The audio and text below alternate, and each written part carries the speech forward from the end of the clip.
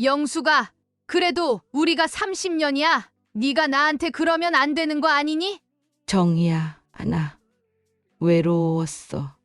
넌 내 피땀으로 번 돈으로 산 명품백이 그렇게 좋든? 오늘 들어온 사연은 30년간 미용실을 운영하며 성실하게 살아온 63세 김정희님의 이야기입니다. 남편의 퇴직 후 새로운 인생을 꿈꾸던 순간 40년을 함께한 남편과 30년 지기 친구의 배신을 마주하게 되는데요. 충격적인 이 이야기의 주인공이 어떻게 상처를 이겨내고 새 삶을 찾아가는지 함께 들어보시죠. 댓글로 따뜻한 응원의 메시지도 많이 남겨주세요. 안녕하세요. 저는 서울 변두리에서 작은 미용실을 하고 있습니다. 이곳에서 시작된 제 인생이 이렇게 끝이 날 줄은 몰랐습니다. 30년이 넘는 세월 동안 미용실을 운영하며 남편과 함께 두 아이를 키우고 이제는 손님들과 정다운 이야기를 나누며 은퇴를 준비하려던 그때 모든 것이 무너지기 시작했습니다. 그날도 여느 때처럼 미용실에서 단골 손님의 머리를 손질하고 있었습니다. 창밖으로 늦가을에 쌀쌀한 바람이 불어오고 있었고 미용실 안은 드라이어 소리와 손님들의 수다 소리로 가득했습니다. 남편이 퇴직하고 난 후 저희 부부는 더 많은 시간을 함께 보낼 수 있을 거라 기대했습니다. 하지만 남편은 점점 집에 있는 시간이 줄어들었습니다. 동창회 모임이 있어서, 옛날 직장 동료들과 약속이 있어서라는 말이 잦아졌습니다. 처음에는 그저 은퇴 후의 적응 과정이려니 생각했습니다. 40년을 한 직장에서 근무하다가 갑자기 여유로워진 시간을 채우려는 노력이라 여겼죠. 특히 그 중에서도 자주 만나는 사람은 제 30년 지기 친구 영숙이었습니다. 대학 시절부터 저와 죽이 잘 맞던 친구였고, 결혼하고 나서도 집안 대소사를 함께 나누며 지내왔습니다. 남편이 영숙이와 자주 만나는 것도 자연스럽게 받아들였습니다. 영숙이의 남편이 3년 전 암으로 세상을 떠난 후 저희 부부가 영숙이를 많이 챙겨왔으니까요. 처음으로 이상한 낌새를 느낀 건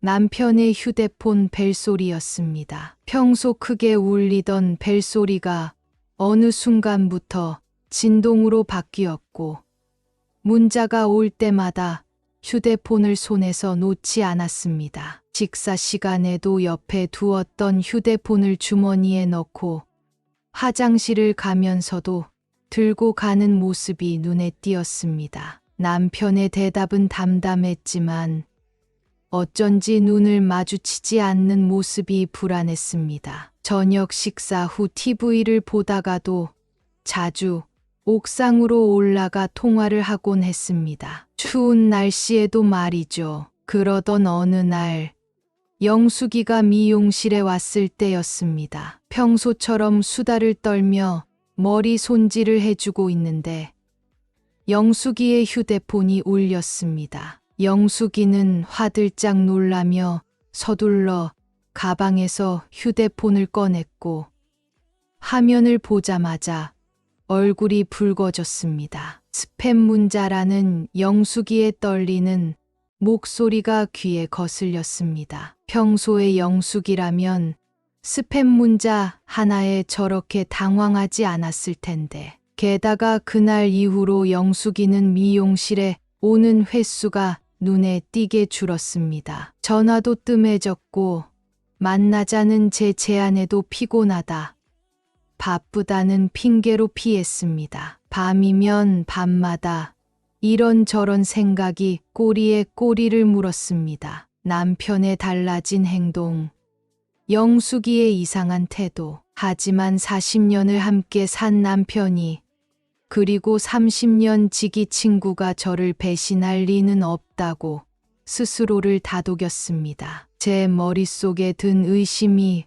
부끄러울 정도로요. 하지만 가슴 한 구석이 계속 답답했습니다. 이런 느낌은 처음이었습니다. 누군가를 의심한다는 게, 그것도 제가 가장 사랑하는 두 사람을 의심한다는 게 저를 괴롭혔습니다. 의심은 시간이 갈수록 더욱 깊어졌습니다. 남편의 옷에서 나는 낯선 향수 냄새, 주말마다 늦어지는 귀가 시간, 갑자기 시작된 외모 관리까지. 무엇보다 마음에 걸렸던 건 통장에서 빠져나가는 수상한 금액들이었습니다. 처음에는 퇴직 후 취미생활이려니 했던 골프장 회원권이 이제는 의심스러웠습니다. 주말마다 나간다는 골프 모임에 쓰이는 금액이 너무 컸기 때문입니다. 고급 레스토랑,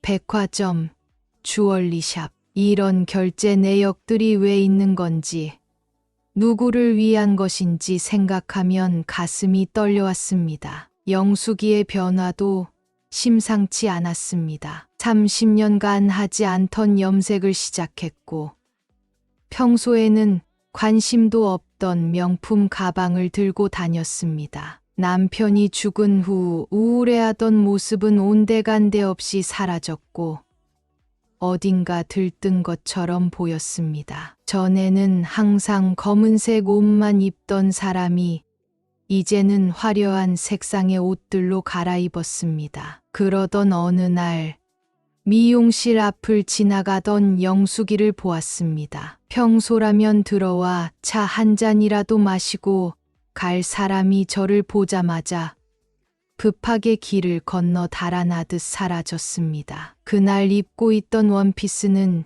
제가 얼마 전 남편의 카드 명세서에서 봤던 백화점 결제 금액과 묘하게 겹쳐졌습니다. 밤에는 잠을 이룰 수가 없었습니다. 베개는 눈물로 젖어들었고 가슴 속에선 불길이 치솟았습니다. 40년 동안 해준 게 뭐가 있다고 이제 와서 다른 여자에게, 그것도 제 가장 친한 친구에게. 머릿속에서 이런 생각이 떠나질 않았습니다. 아침이면 거울 속에 비친 제 모습이라면서 주름진 얼굴과 처진 눈가를 매만지며 한숨을 쉬었습니다. 남편의 퇴직금으로 하고 싶었던 우리의 버킷리스트는 이미 남 좋은 일 시키는데 다 쓰이고 있을지도 모른다는 생각에 눈물이 났습니다. 결정적인 증거를 발견한 것은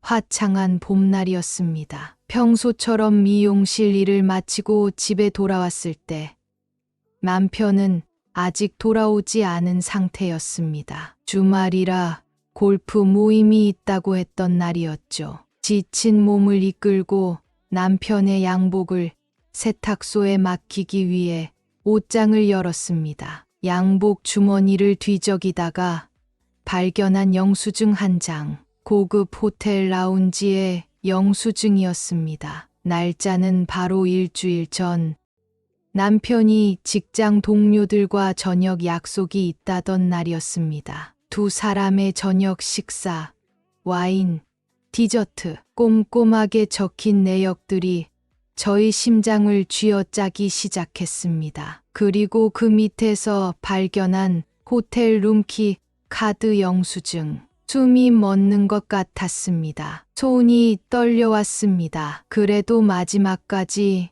믿고 싶었습니다. 하지만 옷장 구석에서 발견한 작은 쇼핑백 안에는 여성용 목걸이가 들어 있었습니다. 제 생일도 결혼기념일도 아닌데 말입니다. 더 이상 참을 수 없어 남편의 서랍을 뒤졌습니다. 깔끔하게 정리된 서류 속에서 커피숍 영수증들, 식당 영수증들, 그리고 결정적으로 영숙이와 찍은 사진 한 장이 나왔습니다. 사진 속 두 사람은 행복해 보였습니다. 제가 전혀 모르는 어딘가에서 제가 전혀 모르는 시간에 찍은 사진이었습니다. 손에 들린 사진을 바라보는데 눈물이 멈추지 않았습니다. 그동안의 의심이 하나둘씩 확신으로 바뀌어가는 순간이었습니다. 머릿속이 하얘졌다가 시커매졌다가 현기증이 일었습니다. 바닥에 주저앉아 흐느끼는데 서랍 깊숙한 곳에서 발견한 둘만의 여행 계획표까지 제 가슴 속에 칼이 꽂히는 것 같았습니다. 사진과 영수증들을 모두 핸드폰으로 찍어 두었습니다. 이제는 더 이상 도망칠 수 없을 겁니다. 배신자들은 자신들의 치졸한 민낯을 마주해야 할 시간이 됐습니다. 증거를 발견한 그날 밤 한숨도 자지 못했습니다. 남편이 옆에서 평화롭게 잠든 모습을 보며 속으로 울분을 삼켰습니다. 이제는 확실히 밝혀내야 했습니다. 법적으로도 인정받을 수 있는 더 확실한 증거가 필요했습니다. 다음 날 아침, 평소와 다름없이 아침 식사를 차려주고 미용실로 출근했습니다. 하지만 이제는 달라질 것입니다. 40년간 한 번도 거르지 않고 차려준 아침 식사를 더 이상 해주지 않아도 된다는 생각을 하니 마음이 싸늘해졌습니다. 미용실 문을 닫고 집으로 돌아가는 길에 탐정사무소를 찾았습니다. 처음 해보는 일이라 떨렸지만 이미 마음은 단단히 먹었습니다. 탐정에게 지불할 금액은 제가 30년간 미용실에서 모아둔 비상금으로 준비했습니다. 결혼 기념일 때 쓰려고 모아뒀던 돈이었는데 이렇게 쓰게 될 줄은 몰랐습니다. 탐정과 상담을 하면서 더욱 마음이 무너져 내렸습니다. 탐정은 이런 사례가 의외로 많다며 특히 남편이 퇴직한 후에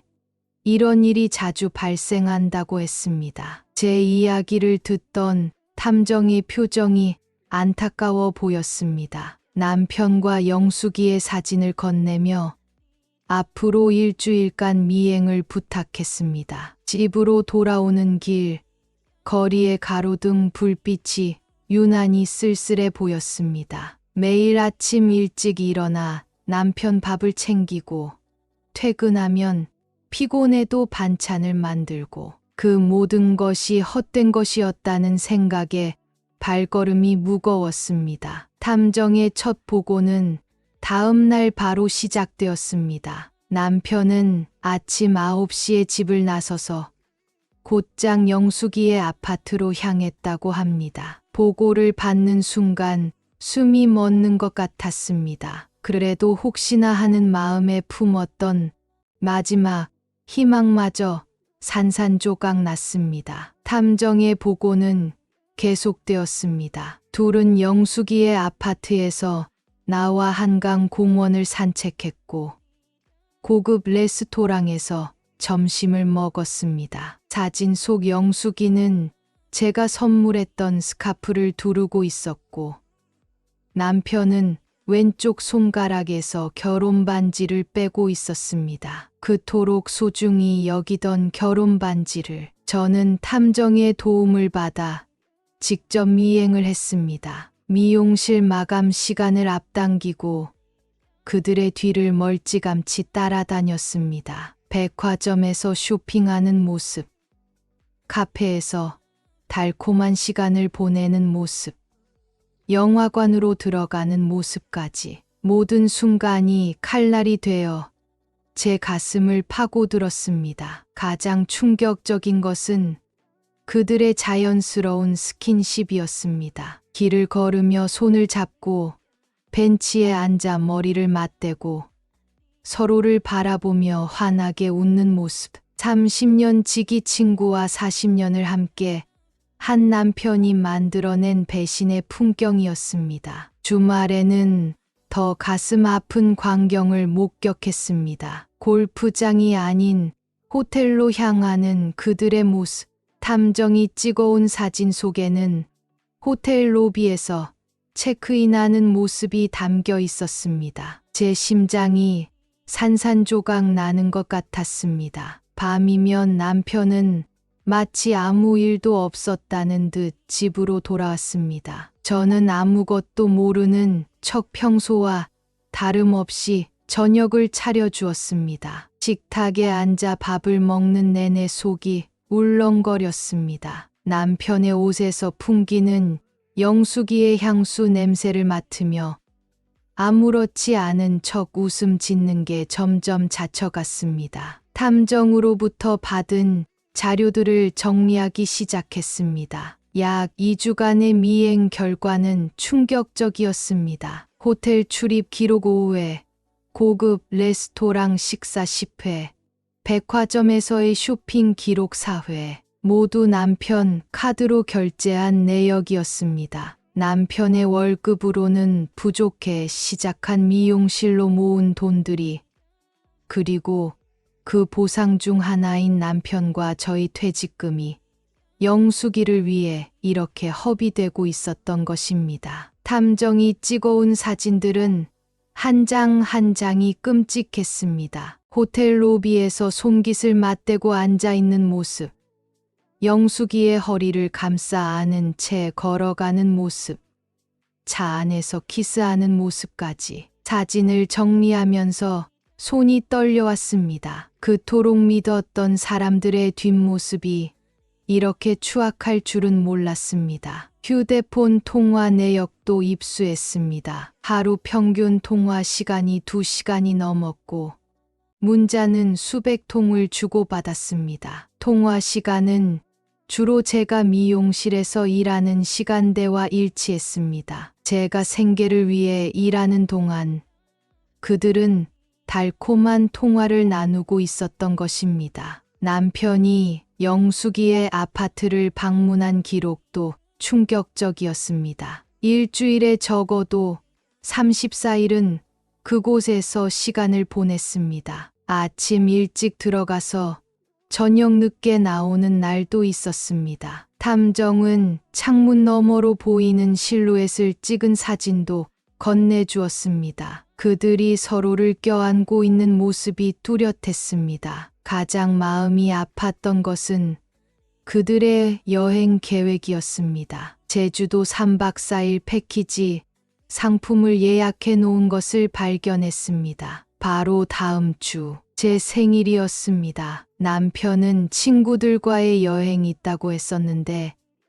알고 보니 영숙이와의 여행이었던 것입니다. 이제는 모든 증거가 갖춰졌습니다. 사진들, 영수증들, 통화 내역, 호텔 기록, 모든 것이 완벽했습니다. 이 증거들을 보면 그 누구도 그들의 불륜을 부정할 수 없을 것입니다. 이제는 제가 움직일 차례입니다. 40년의 결혼 생활과 30년의 우정이 무너지는 순간이 다가오고 있었습니다. 토요일 아침, 평소처럼 일찍 일어나 아침상을 차렸습니다. 오늘은 남편이 또 골프 모임이 있다며 서둘러 나가려 했습니다. 하지만 이번에는 달랐습니다. 제가 준비해둔 증거들을 식탁 위에 올려놓았습니다. 처음에는 아무것도 모르는 얼굴로 사진들을 보던 남편의 얼굴이 순식간에 창백해졌습니다. 호텔에서 찍힌 사진, 차 안에서의 모습, 백화점에서의 데이트 장면, 한 장 한 장 사진을 넘길 때마다 남편의 손이 떨리는 게 보였습니다. 곧바로 영숙이에게도 연락했습니다. 미용실로 오라고 했습니다. 평소라면 바쁘다며 거절했겠지만 제 목소리의 단호함을 느꼈는지 곧바로 달려왔습니다. 미용실 문을 열고 들어서는 순간 그녀의 얼굴에서 핏기가 가시는 것이 보였습니다. 남편이 소파에 앉아 있었기 때문입니다. 증거들을 하나씩 보여주면서 차분히 물었습니다. 언제부터였는지, 왜 이런 짓을 저질렀는지. 둘 다 아무 말도 하지 못했습니다. 영숙이는 눈물만 흘렸고 남편은 고개를 숙인 채 침묵했습니다. 제가 30년간 믿고 의지했던 친구, 40년을 함께 살아온 남편이 이제는 낯선 사람이 되어 제 앞에 앉아 있었습니다. 영숙이가 무릎을 꿇고 용서를 빌었습니다. 외로웠다고 남편이 먼저 다가왔다고 했습니다. 남편은 그제서야 입을 열어 사랑에 빠졌다고 했습니다. 그 말을 듣는 순간 제 안에 있던 무언가가 완전히 무너져 내렸습니다. 40년 동안 지켜온 가정이, 30년 동안 이어온 우정이 사랑이라는 말 한마디로 산산조각 났습니다. 미용실 의자에 앉아 그들의 모습을 바라보았습니다. 이제는 더 이상 분노도 슬픔도 느껴지지 않았습니다. 그저 허탈함만이 가득했습니다. 제 인생에서 가장 소중했던 두 사람이 이렇게 저를 무너뜨릴 줄은 몰랐습니다. 그날 밤 집으로 돌아와 지금까지 참아왔던 모든 감정이 폭발했습니다. 남편의 옷가지들을 베란다로 집어던졌고 우리의 결혼 사진을 박살냈습니다. 40년 동안 한 번도 하지 않았던 술을 마시며 오열했습니다. 영숙이와 찍은 모든 사진을 찢어버렸습니다. 대학 시절부터 모아온 추억들, 서로의 결혼식 사진들, 아이들 돌잔치 사진들, 한 장 한 장 찢으면서 울부짖었습니다. 제 청춘이, 우정이, 믿음이 모두 휴지 조각처럼 바닥에 흩어졌습니다. 남편의 재산, 내역을 살펴보면서 분노가 치솟았습니다. 퇴직금의 절반이 이미 영숙이를 위해 써버린 것을 알게 되었습니다. 우리 부부의 노후를 위해 모아둔 돈이 불륜의 대가로 사라져버린 것입니다. 허리가 휘도록 미용실에서 일한 제 노력이 물거품이 되어버렸습니다. 밤새 울부짖으며 전화기를 붙잡고 있었습니다. 영숙이에게 수십 통의 문자를 보냈습니다. 어떻게 이럴 수 있어?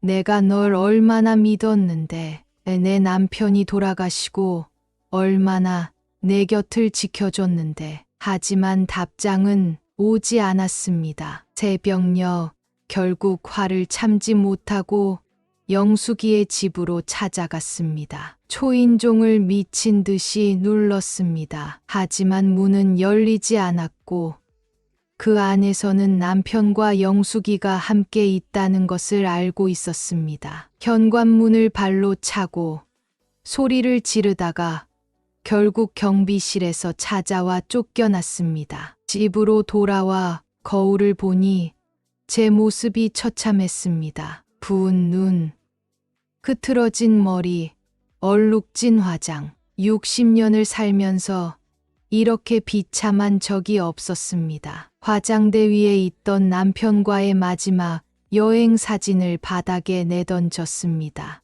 유리 파편이 제 발등을 베어도 아무렇지 않았습니다. 육체의 고통보다 마음의 상처가 더 컸으니까요. 월요일 아침 미용실 문을 열지 않았습니다. 대신 이혼 전문 변호사 사무실을 찾았습니다. 40년의 결혼 생활을 정리하기 위해서였습니다. 가방 속에는 그동안 모아둔 모든 증거들이 들어 있었습니다. 변호사는 제 증거들을 하나하나 살펴보더니 승산이 있다고 했습니다. 불륜 현장이 찍힌 사진들, 호텔 영수증들, 통화 내역, 카드 사용 내역 모두가 완벽한 증거였습니다. 특히 퇴직금을 무단으로 소비한 부분에 대해서는 재산 분할에서 유리한 고지를 점할 수 있다고 했습니다. 그동안 제가 미용실을 운영하면서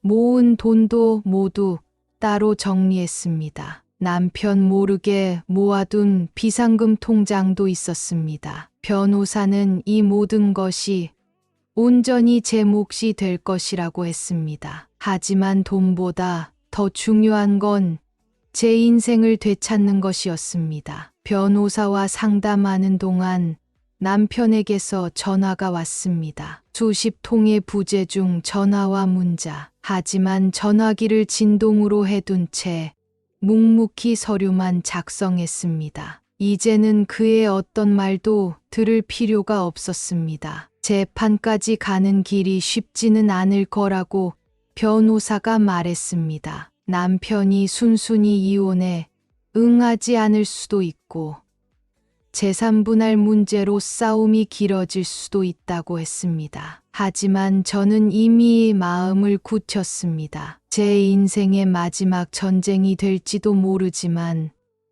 꼭 이겨내고 말 것입니다. 변호사 사무실을 나서는데 다리가 후들거렸습니다. 하지만 이상하게도 마음은 평온했습니다. 이제 더 이상 숨길 것도 두려워할 것도 없었습니다. 앞으로의 싸움이 힘들더라도 적어도 제 편에는 진실이 있었으니까요. 변호사와의 상담을 마치고 가장 먼저 찾아간 곳은 큰 아들의 집이었습니다. 주말이라 며느리와 손주들도 모두 집에 있었습니다. 손주들을 다른 방에 들여보내고 아들과 며느리 앞에 앉았습니다. 떨리는 목소리로 모든 이야기를 꺼냈습니다. 처음에는 믿지 못하는 표정이었던 아들의 얼굴이 사진들을 보면서 점점 일그러졌습니다. 아버지에 대한 존경심이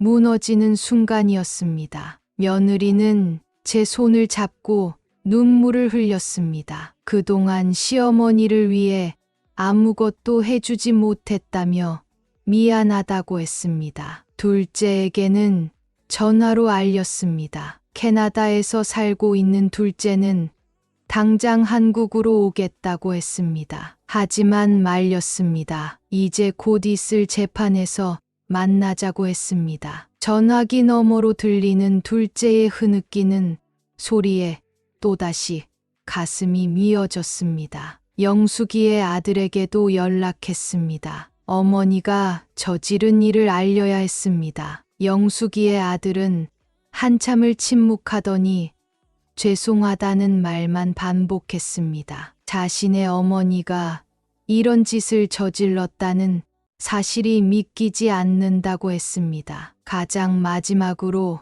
동생에게 전화했습니다. 30년 전 남편과 결혼할 때 반대했던 동생이었습니다. 언니, 그때 내 말 들었어야 했어. 라는 동생의 한마디에 눈물이 왈칵 쏟아졌습니다. 동생은 당장 언니 집으로 가겠다며 서둘러 짐을 싸겠다고 했습니다. 이제 모든 가족들이 알게 되었습니다. 숨기고 싶었던 부끄러운 일이었지만 더 이상 혼자 감당하고 싶지 않았습니다. 가족들의 지지를 받으며 힘을 얻었습니다. 이제는 홀로 서기 위한 첫걸음을 내디딜 준비가 되었습니다. 동네에 소문이 퍼지는 건 시간 문제였습니다. 30년간 운영해온 미용실이 갑자기 문을 닫았으니까요. 단골 손님들의 걱정스러운 전화가 쏟아졌습니다. 처음에는 건강이 좋지 않다는 핑계로 넘겼지만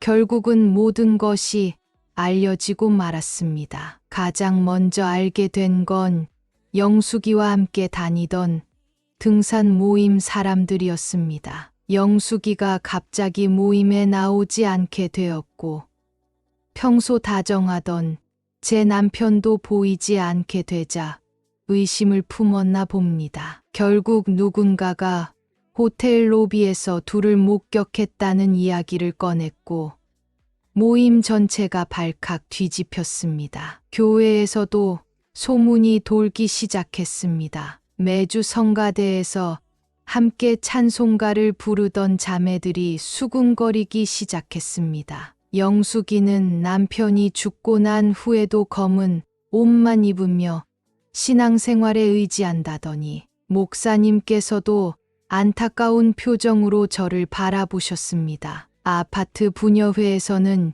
영숙이를 회장 자리에서 내려오라고 했습니다. 불륜녀가 부녀회 회장 자리에 앉아 있을 수 없다는 이유였습니다. 한때 영숙이의 편들이었던 사람들도 하나둘씩 등을 돌렸습니다. 남편의 회사 동료들 사이에서도 소문이 퍼졌습니다. 40년 동안 모범 직원으로 살아왔던 사람이 퇴직하자마자 친구의 아내와 불륜을 저질렀다는 소식에 모두가 충격에 빠졌다고 합니다. 퇴직자 모임에서도 남편과 영숙이의 이름이 오르내렸습니다. 이제는 동네 마트만 가도 사람들의 수군거림이 들립니다. 저를 보면 안쓰럽다는 듯 한숨을 쉬고 영숙이를 마주치면 얼굴을 돌려버린다고 합니다. 30년 동안 이웃으로 지내온 사람들의 표정이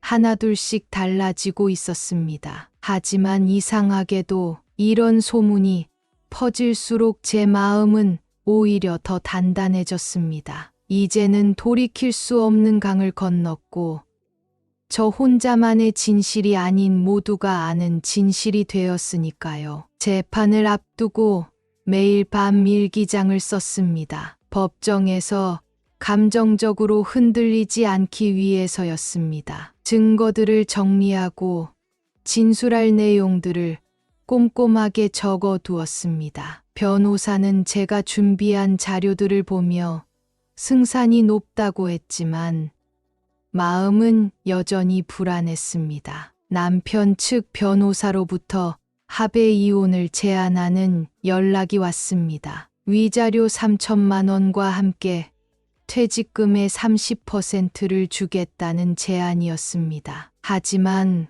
거절했습니다. 40년의 세월을 돈으로 매수할 수는 없었습니다. 게다가 이미 영숙이와 함께 탕진한 금액이 그것보다 더 많다는 것을 알고 있었으니까요. 큰 아들이 매일같이 찾아와 재판 준비를 도왔습니다. 아버지에 대한 실망감을 감추지 못하면서도 어머니를 위해 할 수 있는 모든 것을 하겠다고 했습니다. 며느리는 손주들을 데리고 와서 제 곁을 지켜주었습니다. 캐나다에 있는 둘째는 매일 밤 전화로 힘을 실어주었습니다. 변호사와 함께 그동안의 통장 내역을 하나하나 분석했습니다. 남편이 영숙이를 위해 쓴 돈이 5천만 원이 넘었습니다. 호텔비, 백화점에서 산 명품 가방과 옷, 고급 레스토랑에서의 식사까지 6개월 만에 퇴직금의 절반이 녹아버렸습니다. 그 돈이면 우리 부부가 적어도 2년은 더 여유 있게 지낼 수 있었을 텐데 이제는 모두 물거품이 되어버렸습니다. 재판을 앞두고 가장 힘든 건 밤마다 찾아오는 악몽이었습니다. 꿈에서는 젊은 시절 남편의 모습이 자꾸 나타났습니다. 첫 아이가 태어났을 때 기뻐하던 모습, 제가 아플 때 밤새 간호하던 모습, 그때의 추억들이 제 마음을 흔들어 놓았습니다. 하지만 아침이 되면 다시 현실을 마주해야 했습니다. 미용실은 당분간 문을 닫기로 했습니다. 재판에 집중하기 위해서였습니다. 30년 동안 하루도 거르지 않고 일했던 미용실이 문을 닫는다는 게 마음이 아팠지만 이제는 제 인생을 위한 마지막 싸움을 준비해야 했습니다. 차가운 법정 안으로 들어서는 순간 다리가 후들거렸습니다. 40년을 함께 살았던 남편과 30년 지기 친구를 피고석에서 마주하게 될 줄은 꿈에도 몰랐습니다. 아들이 제 팔을 잡아주어서야 겨우 걸음을 옮길 수 있었습니다. 영숙이는 제 눈을 피했습니다. 검은 옷을 입고 고개를 숙인 채 자리에 앉아 있었습니다. 남편은 달라져 있었습니다. 백발이 늘어난 것 같았고 어깨는 한없이 축 처져 있었습니다. 저를 바라보는 눈빛에는 후회와 체념이 가득했습니다. 증거가 하나둘씩 제시될 때마다 법정 안은 숨막히는 침묵이 흘렀습니다. 호텔 영수증, 통화 내역, 주고받은 문자들, 특히 탐정이 찍은 사진들이 법정에 제시되자 방청석에서 탄식이 흘러나왔습니다. 영숙이는 손수건으로 얼굴을 가렸고 남편은 고개를 더 깊이 숙였습니다. 판사님은 차분히 저희의 이야기를 들으셨습니다. 40년간의 결혼 생활, 30년간의 우정, 그리고 그 모든 것을 배신한 6개월간의 불륜. 저는 떨리는 목소리로 진술했습니다. 제 진술이 끝날 때쯤 방청석에 앉아 있던 큰 아들이 흐느끼는 소리가 들렸습니다. 남편 측 변호사는 이혼을 막아보려 했습니다. 한 번의 실수로 40년 결혼 생활을 정리하기에는 너무 가혹하다고 했습니다. 하지만 제 변호사가 퇴직금 유용 내역을 제시하자 더 이상의 변명은 불가능해졌습니다. 법적으로도 명백한 부정행위였습니다. 재판장을 나서는 길에 영숙이가 제 앞을 가로막았습니다. 무릎을 꿇고 용서를 빌었지만 저는 그저 스쳐 지나갔습니다. 이미 제 마음 속에서 그녀는 죽었습니다. 남편도 제게 다가오려 했지만 아들이 막아섰습니다. 이제 더 이상 할 말도 들을 말도 없었습니다. 한 달 후 마침내 이혼이 확정되었습니다. 판사는 저희의 이혼을 인정했고 위자료 5천만 원과 함께 남은 퇴직금의 60%를 받게 되었습니다. 숫자로 보면 적지 않은 돈이었지만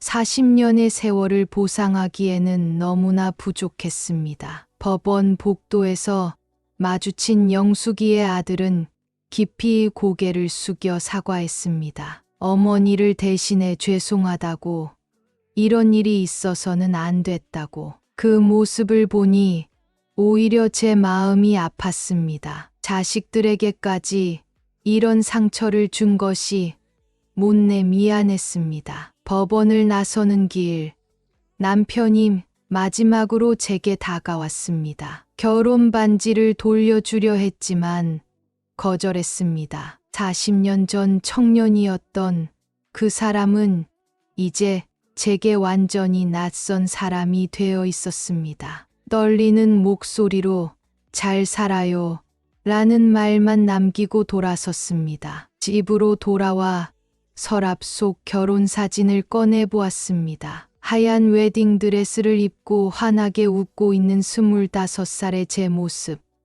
턱시도 차림으로 멋있게 서 있는 남편의 모습. 그때는 이렇게 끝날 줄 몰랐습니다. 사진 뒷면에 적혀 있던 영원히 행복하게라는 문구가 이제는 너무나 공허하게 느껴졌습니다. 미용실을 정리하기로 했습니다. 30년 동안 일했던 공간이지만 이제는 새로운 시작이 필요했습니다. 단골 손님들은 아쉬워했지만 모두가 제 선택을 이해해 주었습니다. 떠나는 날 가위와 빗을 정리하면서 눈물이 흘렀습니다. 이곳에서의 추억들이 하나둘씩 떠올랐습니다. 이혼 서류를 받아들고 집으로 돌아오는 길.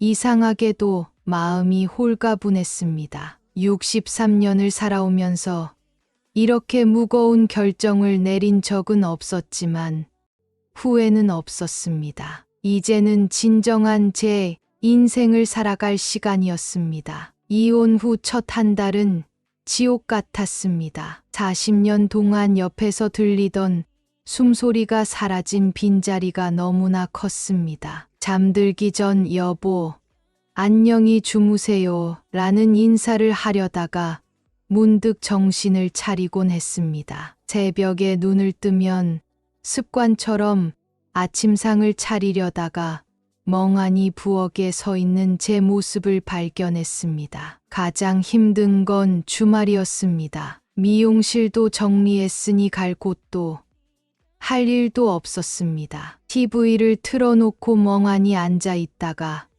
문득 옛날 생각이 나서 울컥하곤 했습니다. 남편과 함께 보던 주말 드라마, 손잡고 산책하던 한강공원, 단골 식당에서 먹던 설렁탕. 모든 것이 이제는 추억이 되어버렸습니다. 잠들기 전 혼자 드는 생각이 많아졌습니다. 내가 조금 더 예쁘게 꾸미고 다녔더라면, 퇴직 후 남편의 외로움을 더 챙겨줬더라면 하는 후회도 밀려왔습니다. 하지만 그때마다 영숙이와 찍은 사진들이 떠올랐고 제 마음은 다시 돌처럼 단단해졌습니다. 장보기를 가도 습관처럼 남편 반찬거리를 고르다가 순간 멈칫하게 됩니다. 이제는 혼자라는 걸 실감하는 순간들이 이렇게 하나둘씩 찾아왔습니다. 반찬을 하다가도 양이 많아져 버려야 하고 빨래를 널다가도 한쪽이 허전합니다. 어느 날은 길에서 우연히 영숙이를 마주쳤습니다. 저를 보자마자 황급히 길을 건너 달아나는 모습에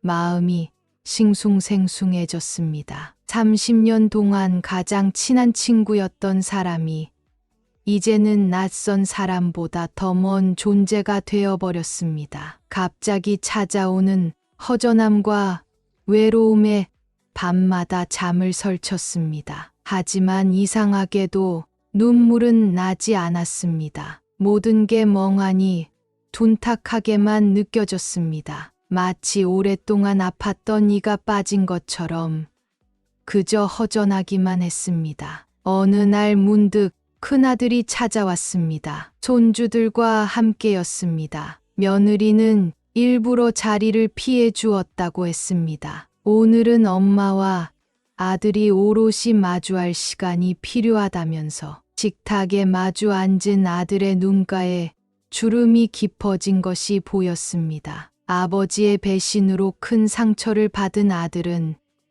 이제는 제 곁을 더 자주 찾아왔습니다. 일찍 퇴근하는 날엔 가끔 밥도 같이 먹어주고 주말이면 손주들과 함께 와서 집안에 온기를 불어넣어 주었습니다. 캐나다에서 둘째가 돌아왔습니다. 한 달 휴가를 내고 왔다면서 그동안 못해준 효도를 하겠다고 했습니다. 아들은 매일 아침 저와 함께 산책을 했고 저녁이면 둘이 소주 한 잔을 기울였습니다. 어머니의 이혼 소식에 아내와 아이들도 한국에 오고 싶어 했지만 말렸다고 했습니다. 자식들은 제가 혼자 살기를 원하지 않았습니다. 큰아들네 집으로 들어오라고도 하고 둘째는 캐나다로 모시고 가고 싶다고도 했습니다. 하지만 거절했습니다. 이제는 제 인생을 찾고 싶었습니다. 40년 동안 아내로서, 어머니로서만 살아왔는데 이제는 김정이라는 한 사람으로 살고 싶었습니다. 손주들이 할머니 곁에서 장난을 치며 놀 때면 마음이 따뜻해졌습니다. 특히 5살 된 손녀가 할머니, 이제 우리가 할머니 남편이 되어줄게라고 말할 땐 웃음과 눈물이 동시에 나왔습니다. 아이들은 제게 스마트폰 사용법을 가르쳐 주었습니다. 이제는 손주들과 영상통화도 하고 사진도 주고받을 수 있게 되었습니다. 둘째는 가기 전에 태블릿도 사주었습니다. 이제는 밤에 잠이 오지 않을 때면 태블릿으로 영화도 보고 책도 읽습니다. 자식들과 이렇게 가까워질 수 있을 거라고는 생각도 못했습니다. 역설적이게도 이혼이라는 아픔이 저와 자식들을 더 끈끈하게 만들어 주었습니다. 이제는 더 이상 외롭지 않습니다. 제게는 세상에서 가장 소중한 2 아들과 그 가족들이 있으니까요. 이제는 혼자만의 일상이 조금씩 익숙해지기 시작했습니다. 아침에 일어나면 제일 먼저 커튼을 활짝 엽니다. 누군가의 눈치를 보지 않고 제가 좋아하는 클래식 음악을 틀어놓습니다. 예전에는 남편이 시끄럽다고 했던 음악이지만 이제는 마음껏 들을 수 있습니다. 아들 내외 근처로 이사를 했습니다. 30년 넘게 살았던 집을 떠나는 건 쉽지 않았지만 새로운 시작을 위해서는 필요한 결정이었습니다. 이제는 매일 아침 한강을 바라보며 여유로운 아침을 맞이합니다. 새벽 산책을 하다 보면 저처럼 홀로 걷는 어르신들과 마주치게 됩니다. 처음에는 어색했지만 이제는 아침 산책 동호회에도 가입했습니다. 매주 토요일이면 비슷한 처지의 동년배들과 함께 걷습니다. 서로의 사연을 나누다 보면 제가 겪은 일이 특별한 것만은 아니란 걸 깨닫게 됩니다. 각자의 아픔을 안고 살아가는 사람들 속에서 조금씩 위로를 받습니다. 미용실을 그만두고 나서 처음으로 손재주를 살려 뜨개질을 배우기 시작했습니다. 손주들의 목도리를 뜨다 보면 시간 가는 줄 모릅니다. 동네 주민센터에서 하는 프로그램에도 참여하기 시작했습니다. 스마트폰 교실, 요가 교실, 하나둘씩 새로운 것들을 배우는 재미에 푹 빠졌습니다. 장보기도 이제는 즐겁습니다. 반찬 하나를 사더라도 내가 좋아하는 것으로 고릅니다. 식탁에 혼자 앉아 있는 것도 더 이상 외롭지 않습니다. 대신 휴대폰으로 손주들과 영상통화를 하며 식사를 합니다. 가끔은 혼자만의 식사가 더 편하게 느껴질 때도 있습니다. 그리고 무엇보다 달라진 건 거울 속의 제 모습입니다. 눈가의 주름은 여전하지만 눈빛이 달라졌습니다. 이제는 더 이상 누군가의 아내가 아닌 제 자신으로 살아가는 법을 배우고 있습니다. 매일 아침 화장을 하고 예쁜 옷을 입는 것도 이제는 온전히 저를 위한 일이 되었습니다. 아들들은 제가 재혼을 하면 좋겠다고 했지만 사랑이라는 단어는 이제 제게 너무 무겁게 느껴집니다. 40년의 결혼 생활의 마지막을 선사해준 상처는 아직도 아물지 않았기에 누군가를 다시 믿고 의지한다는 것이 아직은 두렵습니다. 대신 제 노후를 어떻게 보낼지 진지하게 고민하기 시작했습니다. 이혼 위자료와 재산 분할을 받은 돈을 현명하게 투자해야 했습니다. 은행 재테크 상담도 받아보고 노후 설계 전문가도 만나보았습니다. 예전에는 남편에게만 의존했던 경제적인 결정들을 이제는 제가 직접 해나가야 했습니다. 작은 카페를 열어볼까 생각도 했습니다. 30년 동안 미용실에서 손님들과 이야기를 나누며 살아온 제게는 사람들과의 만남이 그리웠지만 새로운 도전을 하기에는 나이가 많은 것 같기도 하고 실패에 대한 두려움 때문에 망설였습니다. 봉사활동을 시작해볼까도 고민 중입니다. 주민센터에서 독거노인 도시락 배달 봉사를 한다는 얘기를 들었습니다. 저보다 더 힘든 상황에 있는 분들을 돕다 보면 제 상처도 조금은 아물지 않을까 하는 생각이 듭니다. 가끔 길을 걷다가 남편이나 영숙이의 비슷한 뒷모습을 보면 아직도 가슴이 덜컥 내려앉습니다. 하지만 이제는 그런 감정들을 자연스럽게 받아들일 수 있습니다. 이것도 제 인생의 한 부분이니까요. 삶은 끝없이 이어지는 것 같습니다. 63년을 살아오면서 한 번도 생각해보지 않았던 미래를 이제는 혼자서 설계해 나가야 합니다. 두렵기도 하지만 어떤 의미로는 설렙니다. 이제야말로 진정한 제 인생을 시작할 수 있을 것 같으니까요. 힘든 시간을 겪으셨지만 결국 자신만의 새로운 삶을 찾아가시는 사연자분의 용기가 정말 대단하네요. 이런 힘든 일을 겪고도 다시 일어서는 모습이 많은 분들께 희망이 되지 않을까 싶습니다. 나이가 들어도 새로운 시작이 가능하다는 걸 보여주신 것 같아요. 사연자분께서 더 행복한 제2의 인생을 시작하실 수 있도록 여러분들의 따뜻한 응원 댓글 부탁드립니다. 이런 공감되는 사연들을 더 많이 전해드리고 싶은데요. 구독과 좋아요, 알림 설정도 꼭 해주시고요. 다음 사연에서 다시 만나요.